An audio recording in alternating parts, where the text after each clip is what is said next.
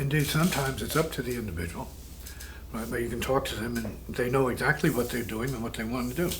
Sometimes, and this often happens, right? They say they don't know what happened. They don't know what's going on, right? So then that kind of nebulous response would bring other people who are more psychically, so let's say, interested, to say, well, maybe it's spirits, right? And so they may be haunted. And so it's a possibility. It's not, and these days, that's not a mysterious, like, who knows what about that. See, this is pretty much an area of research now that has become widespread in terms of hauntings and ghosts and spirits, and as powerful influences. I think you can't really doubt them, right? So sometimes more powerful than the living, right? So the etheric forces, and especially relative to the dark side, is sometimes much more powerful than the physical people who would rather not have to deal with them. Right? They are strong, let's say, astral and I guess we can call them ghosts.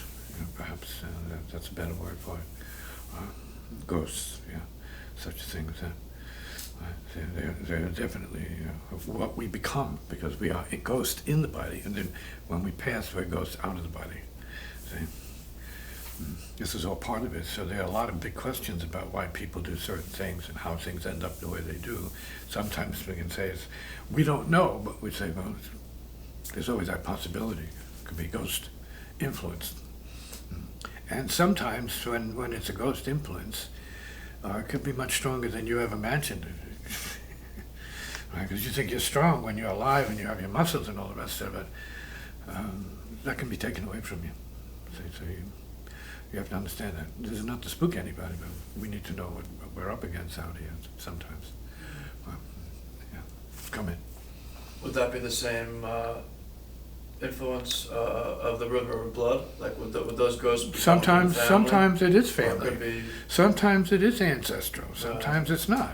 You need to be with specialists who can differentiate one from the other. Sure. Or you can know if you know the ancestors. If you know anything about the ancestors, then you might see the ancestors at work for the better and then for the worse, depending on who the person is and what their debts are. That gets into very complicated karmic issues, which are, I guess you might say, part of the normal sort of issues in families where they're struggling, and where they have troubled kids. You have those members of the family that are more or less troubled or haunted, right? Or psychiatric or mental, right? Haunted, mental, and so on.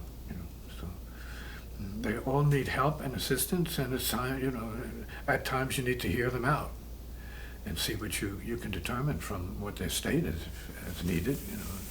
If you have an opportunity to settle a person down and talk to them for a minute, you might be able to determine if they're still there or not. You have to determine that if you know them well enough, right? Mm-hmm.